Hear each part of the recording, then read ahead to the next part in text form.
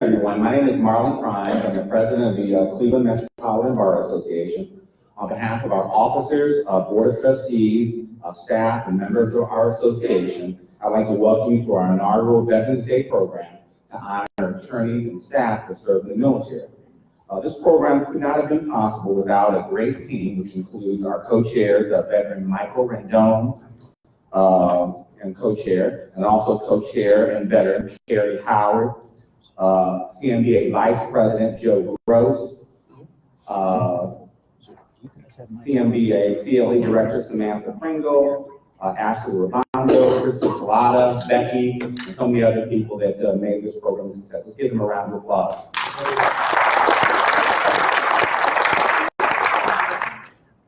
The purpose of the Veterans Day program is to thank all our veterans for their service to our nation and remind them that we'll never forget their sacrifice and dedication. Although we formally recognize veterans only one day out of the year, like many of you, I have family, friends, and coworkers in the military. Consequently, we all know that many veterans in our legal community have served in war zones or served in the military reserves 1 weekend a month for many years. Many of our reservists have been deployed to war zones or in harm's way and had to leave their families and their law practices behind. For that, our nation and our legal community are deeply grateful. We also like to take this opportunity to explore whether we can establish a Veterans Task Force within our Bar Association to address any concerns veterans may have or find additional ways our legal community can support our veterans. If you're interested in serving on the exploratory task force, please contact Michael Redone or Carrie Howard. Also, as a small token of our appreciation, the Veterans Day Committee has assembled an outstanding program. We have our co-chair, we'll have our co-chair Carrie introduce Matt Shepard from the U.S. Attorney's Office. He's substituting for Justin Herden, who's our U.S. Attorney, that a last-minute travel emergency. Following Matt's remarks, we'll have co-chair Michael Rendon. He'll introduce Judge Michael Jackson to talk briefly about the Veterans Court. And last but certainly not least, we'll have CMBA Vice President Joe Gross introduce the Cleveland Bar Association past President David Cudick. We'll briefly talk about opportunities for all of us to provide pro bono services for veterans. We'll then highlight our program with a video that I obtained from the U.S. Attorney's Office. We will just simply ask that when the video is displayed with your branch of service, please stand up so we can recognize you at that time. So again, on behalf of our Bar Association and the Grateful Nation, I would like to thank all of our past, present, and future veterans. Indeed, we will never forget your service, and we will never forget your sacrifice. Thank you.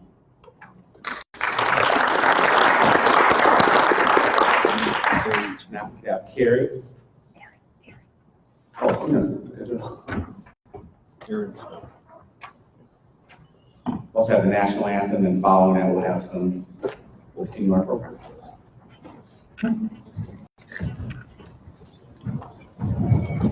Everyone to rise for the national anthem.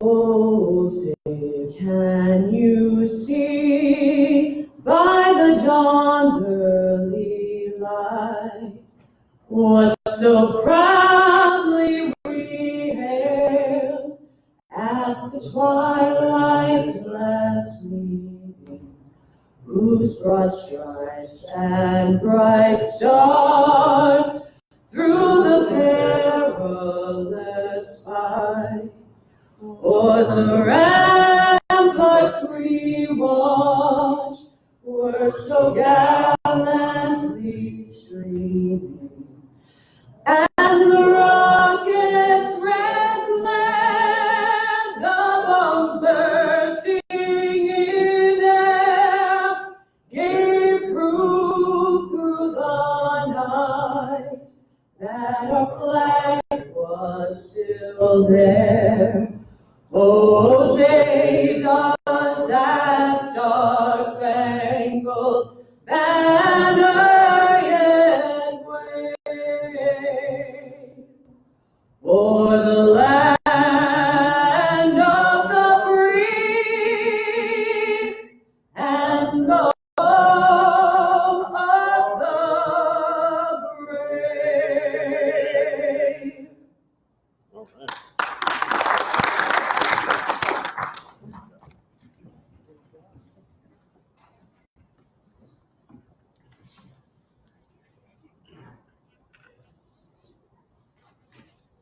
How's everyone doing? I want to thank Marlon and the CMBA for putting this on. Veterans oftentimes slip through the cracks and people don't know that they're working next to or with someone who has served in our military. Referring to the next point, that veterans serve in various different capacities throughout the United States and abroad, working to secure the safety and security of our country and communities. The city of Cleveland and Cowley County are blessed to have so many veterans in key places. One of those places is the U.S. Attorney's Office for the Northern District of Ohio, which is under the charge of Navy veteran and Air Force JAG reservist U.S. Attorney Justin Herdman. The U.S. Attorney's Office has another veteran working to make our communities safer, and that's Assistant U.S. Attorney Matthew Shepard. Matt Shepard has worked at the U.S. Attorney's Office in Cleveland since June of 2010, spending time in the Major Crimes Unit and also at the Narcotics Unit before moving to the National Security and Cyber Unit. Matt has also worked at the U.S. Attorney's Office for the Middle District of Alabama in Montgomery County from February 2007 to June 2010, where he was the district's Project Safe Neighborhoods Coordinator and primarily prosecuted cases involving firearms, drugs, and violent crimes. Before serving as an Assistant United States Attorney, Matt Shepard served approximately 4.5 years on active duty in the Army Judge Advocate General's Corps, with assignments in Korea, Germany, and Iraq. Matt is a true example of how veterans continue to serve after leaving military service. And it'll be an honor and a privilege to introduce Matt Shepard to speak to you today. Thank you.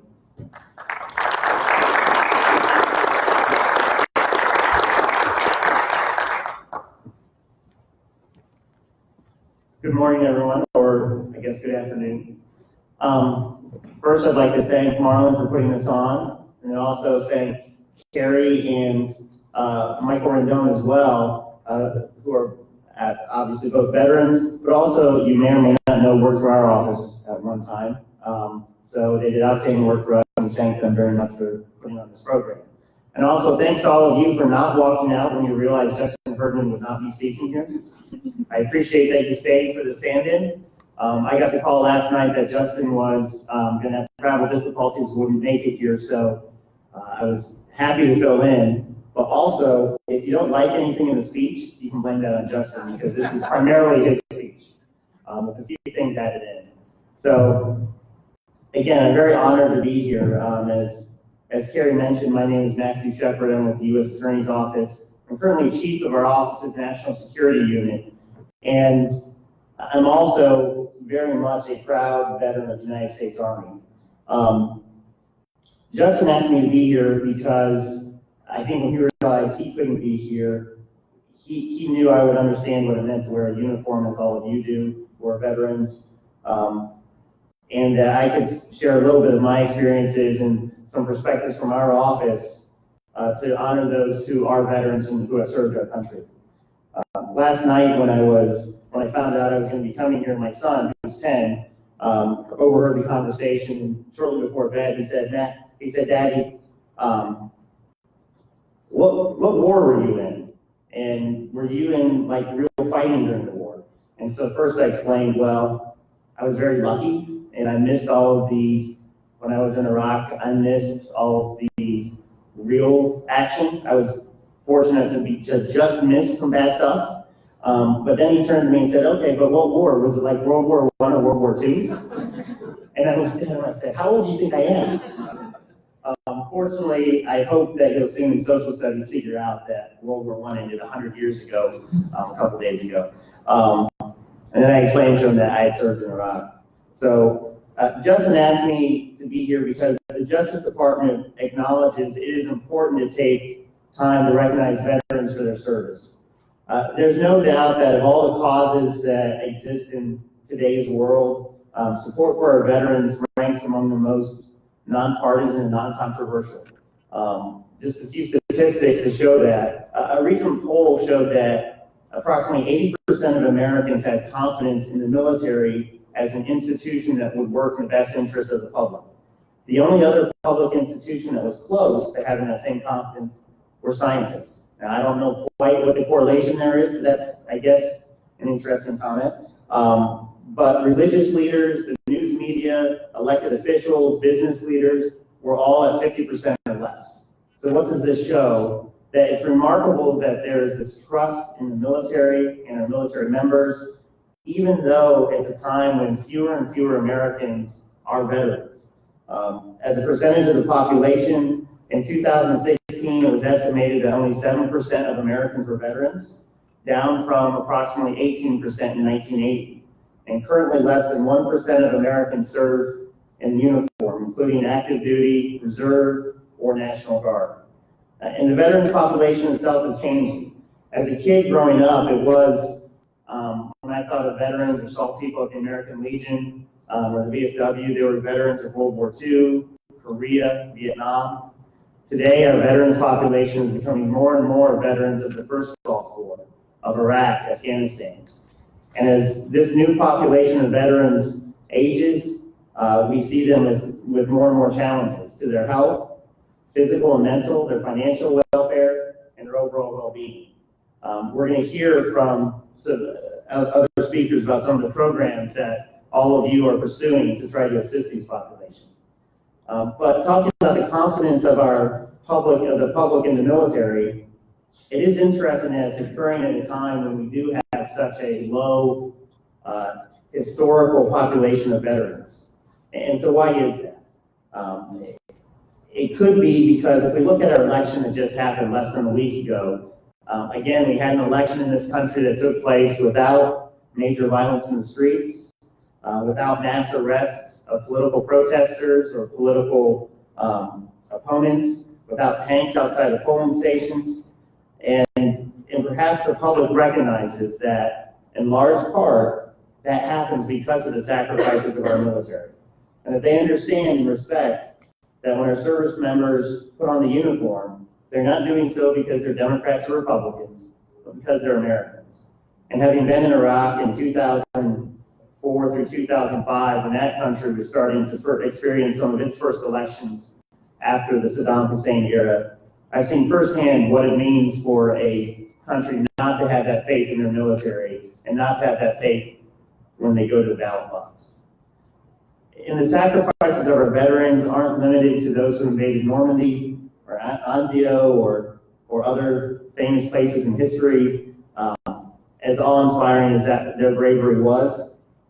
Just last week in the news was the death of Utah National Guard Major Brent Taylor, the mayor of North Ogden, Utah, who was killed on his 4th deployment to Afghanistan. That's a stark reminder that we remain a country of war. There are still service members in harm's way, and they're continuing to face the threats faced by all service members and the strains that it puts on their families. As a reminder of the continuing sacrifice of the military to myself, I keep in my office 2 bracelets memorializing the 2 men who were killed in action in Iraq that I knew. One was Staff Sergeant James McNaughton, who was on the same brigade staff as I was when I was overseas in Iraq. He was a reservist from New York and a New York City police officer. He was the first New York City police officer killed in action in Iraq. What I remember most about him, even though I can't say we were the closest of friends or the tightest of comrades, but I knew him from our staff, was that shortly before he was killed in action, he'd been on his mid-tour leave, around the same time I was. I had gone home and gotten married. He'd gone home and gotten engaged. A few weeks later, he was killed by a sniper while he was attempting to provide training to Iraqi law enforcement. The other bracelet I used to memorialize and remember the sacrifices of our military in my office was Marine Lieutenant Ryan McLaughlin, who was briefly in the same ROTC battalion as me in college when he was a freshman and I was a senior. Lieutenant McLaughlin was a brilliant student who after graduation didn't go on, he never went through the ROTC program, but he went to graduate school at Stanford where he was studying chemistry. Shortly after 9/11, a couple of years after 9/11, he decided that he wanted to join the Marines. He quit graduate school at Stanford and joined the Marines and was killed in action in Iraq in November of 2005. Those are just a few examples of the sacrifices made by our military every day around the world, and examples that all the veterans here have their own memories, their own comrades that they remember like I did. In addition to those two heroes, I daily remember all of the many brave men and women I served with in Iraq and elsewhere, and the bonds that united us. And I was reminded of these bonds just recently, even within the local bar. Just last week, I was at a meeting at the Eaton Corporation where I ran into attorney Chris Krapchak, who I had not seen in 12 years, and last saw when he was an Army defense attorney battling me in court in Germany and Iraq. Even though it had been 12 years, it was as if no time had elapsed at all. Those of you who are veterans understand those bonds and how no matter how much time passes, those bonds never go away. Now, Justin has the privilege of having served in two branches of the military, the Navy and now the JAG Corps and the Air Force. Eventually, he might get it right and make it to the Army, but we'll see about that. I was fortunate enough to serve in the Army with tours in Korea, Germany, and Iraq, but both of us carry lessons from our service every day. The lessons we learned are different, but they both stem from the same time-honored American tradition. Stepping up to answer a call, believing that service and sacrifice are part of our shared national heritage, and ultimately about laying it on the line as a leader and a follower. Those are the values that have made us both better citizens, husbands, fathers, and lawyers. It's not a coincidence that Justin counts among his mentors several veterans that have helped him in his career. His first boss after law school was New York District Attorney Robert Morgenthau, who served in the Navy during World War II in the Atlantic, including on ship at the Battle of Iwo Jima. Also, Judge Greg White hired Justin into the U.S. Attorney's Office. Judge White, as you all know, is a magistrate judge, the U.S. Attorney, Lorain County prosecutor, and now works at the City of Cleveland. But Marine Corporal White earned the Silver Star for his actions in combat in Vietnam in 1969. If you look closely on the presentation, you just may see a photo of him from 1969. For me, as for many other veterans, the examples I followed were closer to home. My father, despite having a draft deferment, enlisted in the Army in 1967 at the height of the Vietnam War. He didn't get sent to Vietnam, but the example of enlisting despite being married and having a high-paying job at that time always stuck with me. My uncle, who flew helicopters in Vietnam in the early 60s, in the early part of that conflict, a great uncle who served in North Africa, Italy, and France during World War II. And after getting married, I gained some additional examples.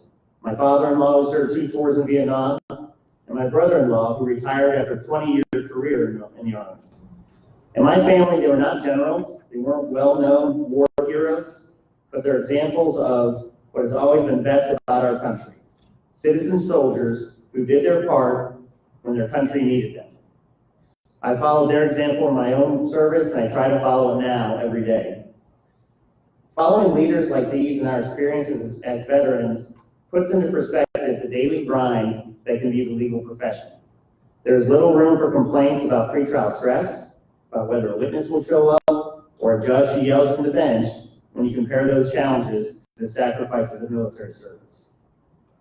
Perhaps no one embodies that more than Judge Michael Jackson, who served in Vietnam with the Marines and runs the Cuyahoga County Veterans Treatment Court. Several members of our office have had the honor of watching Judge Jackson conduct court, and he brings to the bench the perfect mix of compassion and respect with the experience of a combat veteran officer who has heard excuses before. But he works with the defendants to get them the help they need and rediscover the dignity they had when they were serving. Because it's not enough to simply say to a vet, thank you for your service. It's not enough to offer a free cheeseburger on Veterans Day, although I admit that's very nice, along with a free haircut as well. Well, all of us, vets and non-veterans alike, owe our vets is what Judge Jackson offers: dignity, respect, and when necessary, compassion. We try to live out those ideals at the U.S. Attorney's Office. About 14% of our employees are veterans, about twice the rate of the general population. In our office and the entire Justice Department, we work to enforce the Uniformed Services Employment and Redeployment Rights Act, which prevents employers from discriminating against workers who serve and are deployed, and the Service Members Civil Relief Act, which eases the financial and legal burdens on military personnel when they're deployed. We have also prosecuted so-called stolen valor cases, when people falsely claim to have been wounded or to have served in combat when they did not. And just this summer, we prosecuted and got a prison sentence for a man who stole a pain management device from a vet who used it to manage pain associated with injuries sustained in Vietnam. We do these cases because it's the right thing to do, but it's also an honor to do it. It is an honor to fight in court to help, even a small bit, those who are far from home defending our liberty or those who have already served. I will leave you with one of the most important lessons I learned when I was a young Army JAG officer. My first assignment was as a legal assistance attorney with the 2nd Infantry Division at Camp Casey in Korea. There, within range of the North Korean artillery, my job was to be an attorney and to provide legal advice to soldiers on civil and administrative matters.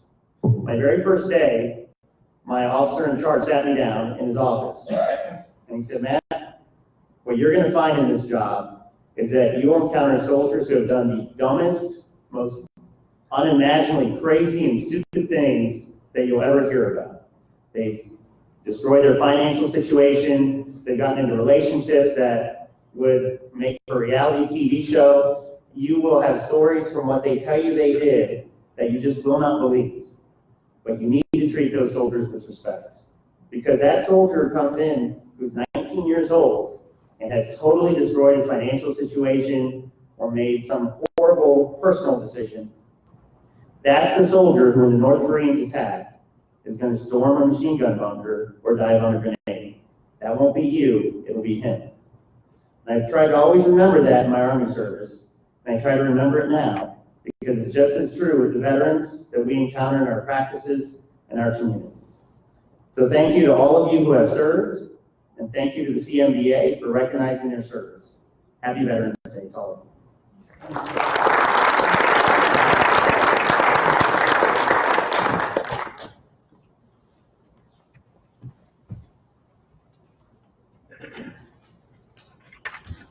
Good afternoon, everyone. I'm Michael Rentone, and I'm going to introduce our next speaker. But before I do, I want to point out that, I asked this young woman to come and sing our national anthem, and I would like to introduce her. Erin Stone, didn't she do a great job? Thank you for doing that. Good. It gives me great pleasure to introduce our next veteran and our next speaker. Our next speaker who is a veteran. As a Marine, he was a combat officer during the Vietnam War. He commanded a company of 180 Marines. He was awarded 5 personal decorations for bravery, including 2 Bronze Stars and a Purple Heart. For the past 6 years, he has served as a Cuyahoga County Court of Common Pleas judge, and has been instrumental in developing our veterans docket at the Court of Common Pleas. And he has now over 100 participants and 47 graduates of the veterans docket. And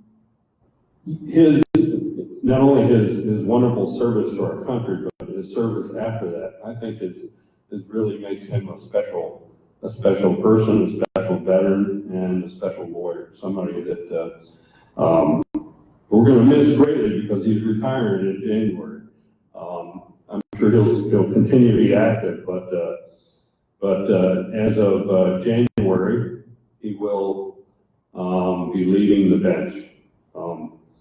So it's my pleasure to introduce Judge Michael E. Jackson.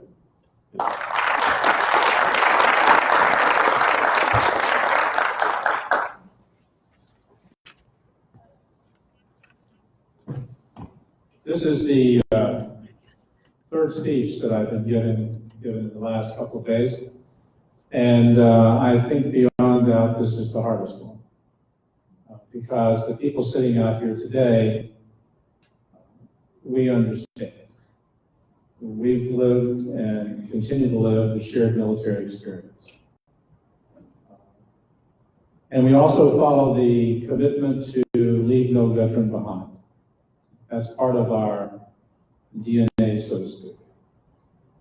It's also very humbling to be standing before you today because I know so many of you, and I know that there are many here who've done extremely heroic actions in combat. And it's not the medals they pin on you that's very important in my view, because I've always thought that the medals they put on your left side also has to be matched by the things you've done that weren't so well, the decisions you've made in combat that caused people to be harmed, even though you thought they were the best decisions. Those are the things that combat veterans have to deal with. And coming home, no matter what war or what time period, it's always a challenge. And I think one of the things that makes it so important to be a veteran, at least for me, is that we go through this shared military experience. And we follow and abide by the concepts of leaving no veteran behind. And I think the Veterans Treatment Court, and there are now over 500 in the United States, which is quite remarkable since they started 10 years ago by a judge in Buffalo by the name of Judge Robert Russell, who was a non-veteran. And he had a docket of mental health and drug court. And he had before him one day a young man who was not doing well. And he happened to note on the man's papers that he was a veteran. So he turned to his bailiff, who was a Marine combat veteran in Vietnam, and a Army veteran in Vietnam, paratrooper, and said to them, why don't you guys take him out and just talk to him and see what's going on? And they did. They came back in, and he noticed that the young man who happened to be a former Marine was standing at parade rest, at attention, in effect, before the judge. He wasn't doing that beforehand. And they developed some sort of plan for the veteran, and they brought him back the next time, and so he's getting better. So about the third time he comes back, the judge says to the two vets, we're going to start a veterans court. No studies, no analysis, no approvals. He just did it. And 10 years later, he's now considered the grandfather of all veterans treatment courts. He's gotten numerous awards throughout the United States. He was a well-respected judge beforehand, and he's expanded that respect to nationwide. And so with 500 veterans treatment courts in the United States and 22 in the state of Ohio, it was time that our county develop a veterans treatment court, and that's one of the reasons I wanted to be a judge. And I ran on that proposition, that I wanted to start a veterans treatment court. And what I will share with you today, which I haven't shared with very many people, is that it was with great difficulty I decided to run for judge for that purpose. Because I had crafted my legal career such that I didn't really have to make decisions about people's lives anymore. I was a trial lawyer. I made arguments to juries, but the jury decided the case. As a prosecutor, I recommended sentences for those who committed crimes, but the judge made the final decision. And as a civil lawyer, both a transactional lawyer and a trial lawyer, the clients always made the final decisions. And on my strategies, they either followed or not followed. But I wasn't going to be responsible for their life important decisions. And while I was ready to do that with my family and friends to some degree, I wasn't really ready to do that with them. But I finally worked it out and decided that I could be that. I could take that responsibility because I knew with Veterans Treatment Court, the decisions I was going to make would affect their lives.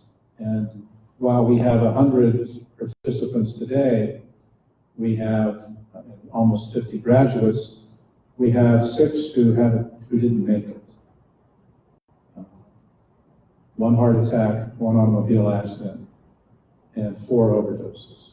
heroin. And so that reality was something that I had to come to terms with. And I suspect that all veterans or combat veterans in their own way have had to deal with the same issues. But I think it's the shared military experience that keeps us together, and leave no veteran behind is an attitude that we try to develop in Veterans Treatment Courts. These individuals could be in mental health court, and they could be in drug court, but they're in Veterans Court because there's something about Veterans Treatment Courts that pull them together and pull us together. I've had veterans turn around during a probation violation hearing in which I'm passing out some consequences for the conduct. I've had them turn around and apologize to all of the veterans in the room. That never happens in a probation violation in non-veterans court. It happens when those who are convicted of a crime, their sentence, turn around and apologizes to family members who are there, the victim. But in many times, I've had the feeling that those were somewhat hollow words, said because it's convention, not because of conviction. But in the Veterans Treatment Court, when that happens, there's a sense that it's really, truly asking for a form of forgiveness. And for the veterans who are there, they all respond, in effect, we have your back. We're going to encourage you to keep going. And so for some veterans who go through Veterans Treatment Court, they can make it out of the year, and some it takes 2, because they have violated so many times, but we stick with them and they stick with us. And for those who have to put in prison because the violations are too severe, we will take them back when they get out. So that's in essence what Veterans Treatment Court is all about and why it has meant so much for me.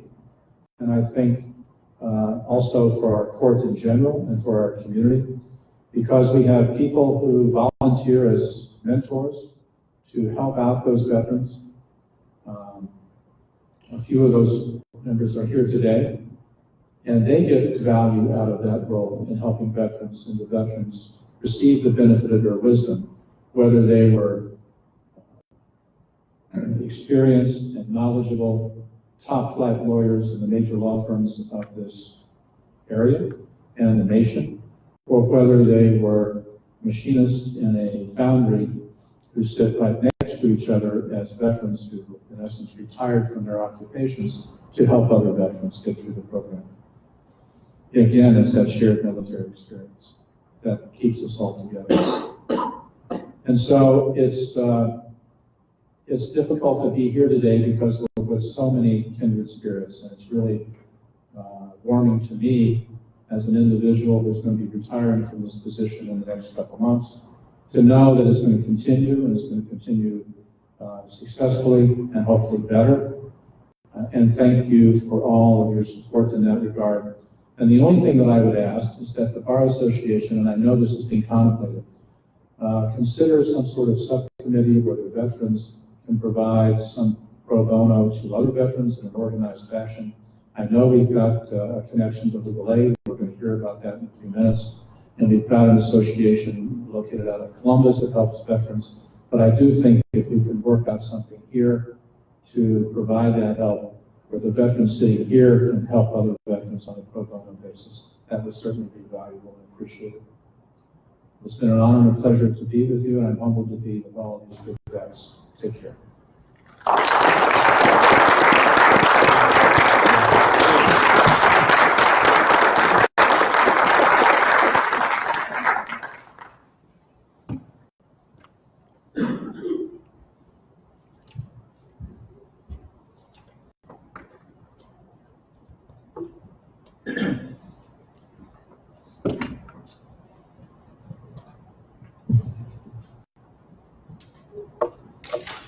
Thank you, Paul, and to you, Judge Jackson, as Vice President of this Bar Association, and will be President in a year and a half.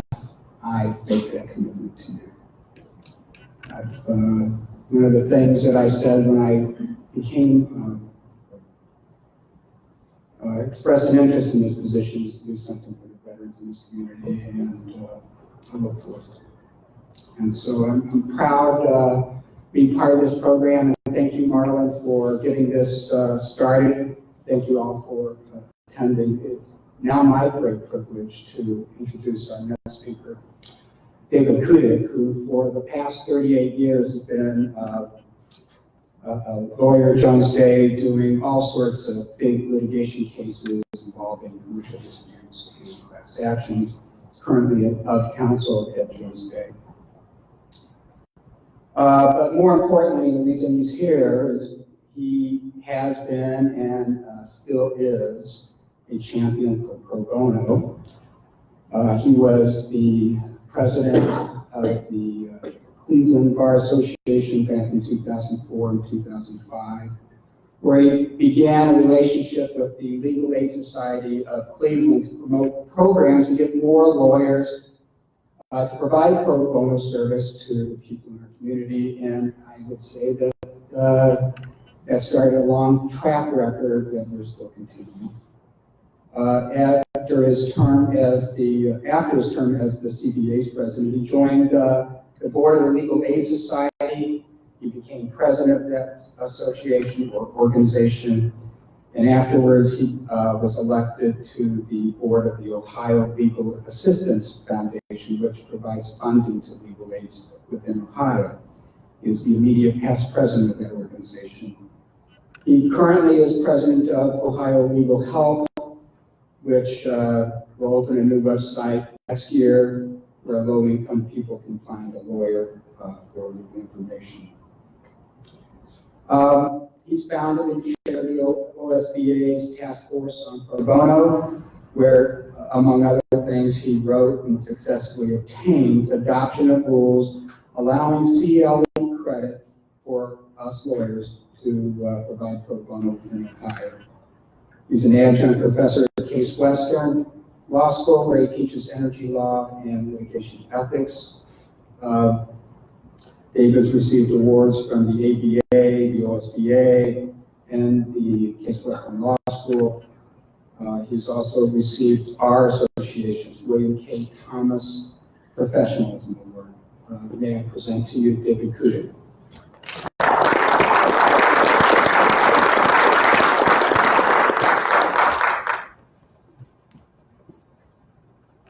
Thank you, Joe, and good afternoon.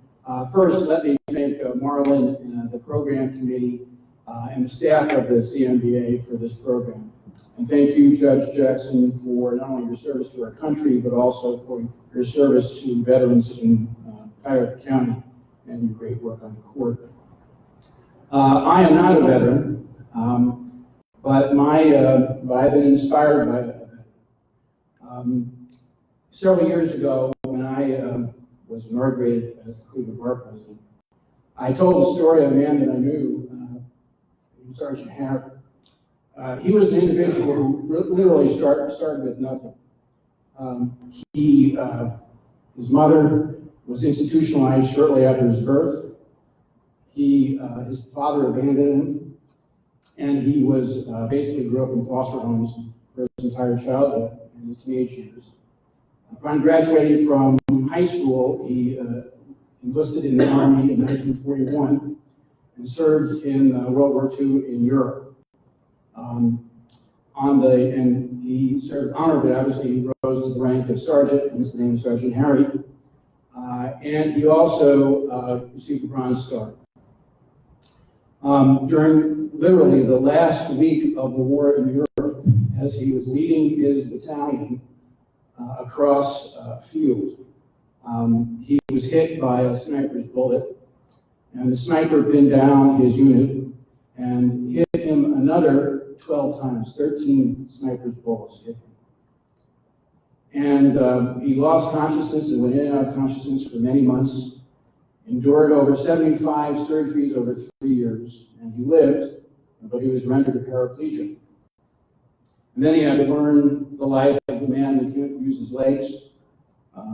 In the days before the Americans with Disabilities Act, without ramps and having the the daily obstacles of stairs and curbs and all the other type of things, learning how to drive a car. But he built a life. He married a nurse. He had kids. He built a business. And he was the most relentlessly positive person that anyone had ever met him had met, because he was just that type of person. Never talked about his wheelchair, never talked about the chair, never talked about the obstacles in his life. Was always focused on what he could do for you. And towards the end of his life, sitting in a chair for 50 years, the skin on his backside began to deteriorate. He began to have all kinds of infections and skin problems, and he ultimately died of sepsis. He literally, 53 years after his war injuries, he died from his war injuries. And his family was always trying to figure out, immediately after his death, tried to figure out what made him such a positive person. What made him not want to curse his fate in life. And what we realized, the friends of Sergeant Harry, was that he was a person who realized that every day was a gift. He didn't expect to be here, but he was here. And every day was a gift, and every day was an opportunity to make life better for somebody else. And as you might guess, I knew Sergeant Harry, and he was my father, so I called him Dad. And it was the spirit of Sergeant Harry that inspired me to have our bar association dedicated to pro bono and having lawyers help others. Having lawyers go out in the community, whether it was public service, to be part, for example, of Judge Jackson's court, or some other type of pro bono program.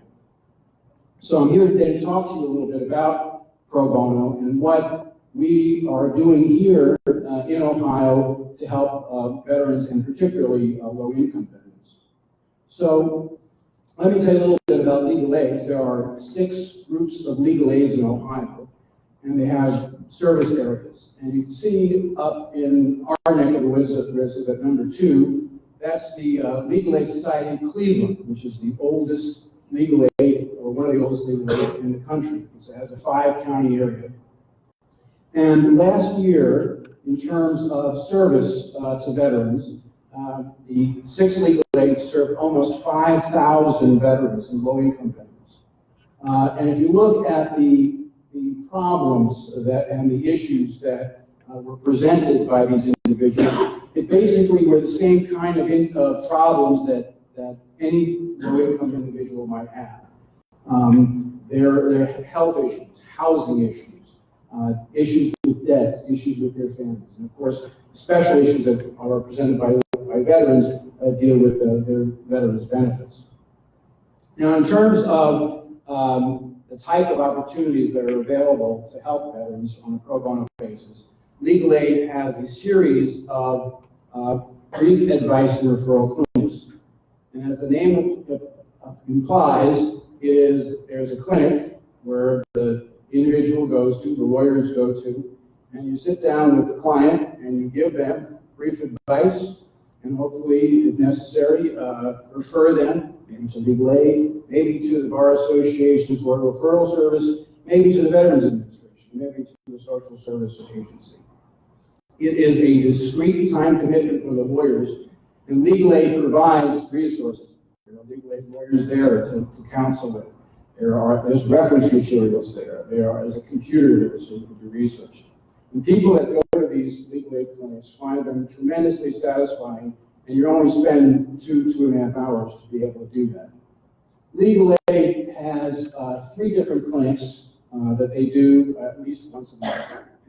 One at the VA Resource and Referral Center on Euclid, another at the Wade Park VA domiciliary, and one at the VOA Veterans Center on East 152nd Street. The one at the VA Resource and Referral Center has been staffed by the lawyers at McDonald Hopkins, led by Jeff Pollock, and they have done that for several years now. But if you are interested in any one of these, you can contact Legal Aid, and I'll tell you about how to do that in a second. Legal Aid also has what they call a legal checkup program for veterans. And this is where you match a lawyer with a veteran, and you can do the consultation by telephone or in person, and you go through a checklist of issues that that the legal aid has found needs to be addressed with low-income folks and low-income veterans. And the individuals come to legal aid from these two organizations, the Community Cuyahoga County Supportive Services for Veterans and Families in the Valor Home in Lorraine County. And of course, there's just direct representation. Legal aid has about 800 to 1,000 lawyers, depending on the year, that take individual cases to help folks. And certainly, if you're interested in being on a panel to help or take referrals for veterans, that would be appreciated as well. If you want to participate in the legal aid program, if you haven't met Ann Porath, you should. Everyone who's ever dealt with Ann Porath has indicated that knows that she provides a tremendous experience, not only for the client, but believe it or not, also for the lawyers. And you can contact Ann at her email address, or even easier, just email pro bono at lasclevcleave.org. Another program I'd like to tell you about is a program called VetLex. This is a program that is attempting to establish a network nationwide of lawyers. It is essentially a website that veterans who need help can go to get some help, and that lawyers who want to help veterans can go to give help. It is a partnership that started a couple years ago. 2 years ago, the president of the American Bar Association, a woman by the name of Rita Klein, her effort was to provide veteran services and provide more veteran services. My firm was interested in trying to come up with a program, and we approached her about doing this program, this VetLex program. And we also brought in Unite Us, which is a technology firm that basically does a lot of nonprofit work in the healthcare space, in terms of software and websites and so forth. And they signed on to be part of the effort to build this website. And in Ohio, as I'll talk in a minute, we also work with Operation Legal Help Ohio. So as I said, we started a couple years ago.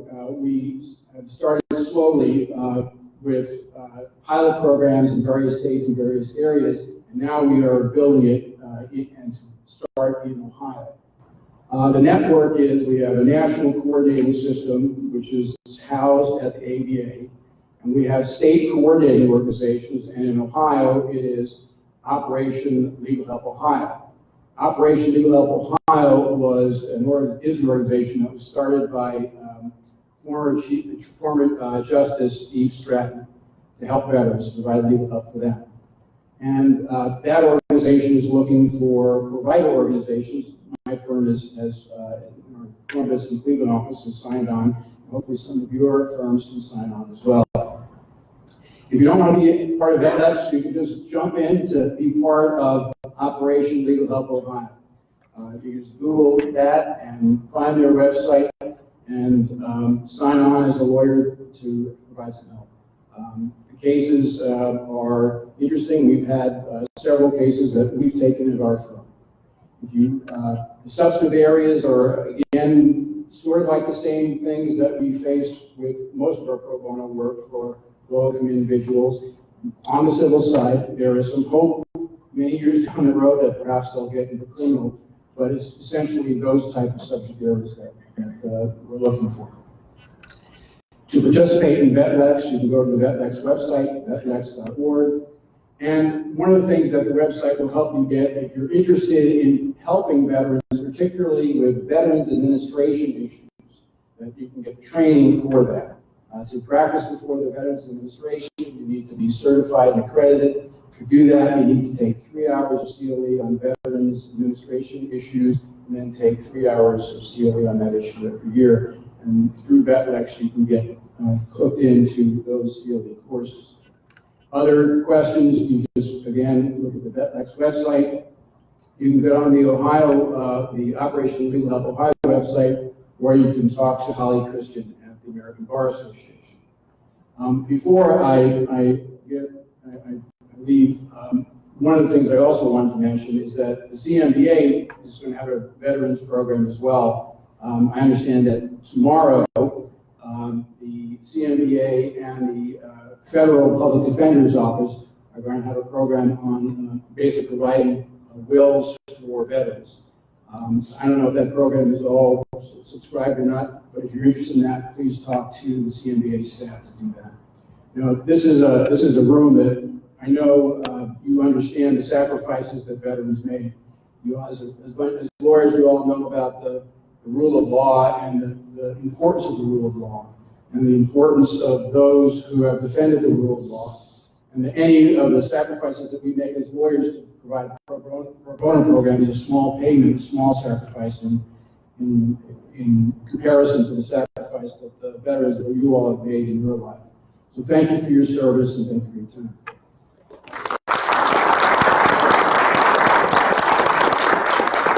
Let's give another round of applause to all of our speakers. Thank you, Peter, Mark Shepard, and Judge Jackson. Now we're going to have a video that I borrowed from the U.S. Attorney's Office. Former U.S. Attorney Carol Rendon's here. So this is an idea that she had when she was the U.S. Attorney of our district. And so they graciously allowed us to borrow the video. So what we're going to basically have with the video is that each branch of service, we're going to have the names of veterans that serve in that branch. We just ask you to stand so we can recognize you while your emblem is being shown, and also by when your fight song for your particular branch of service.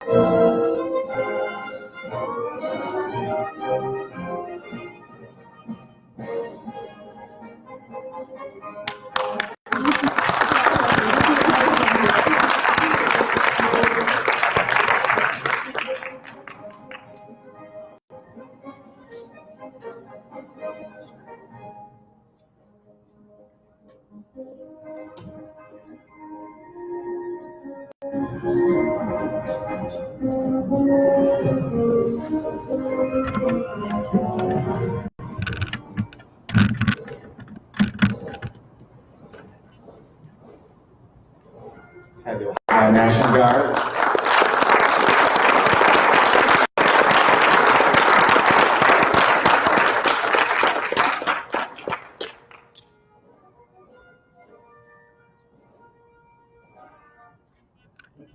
Okay, join me in just thanking all of our veterans.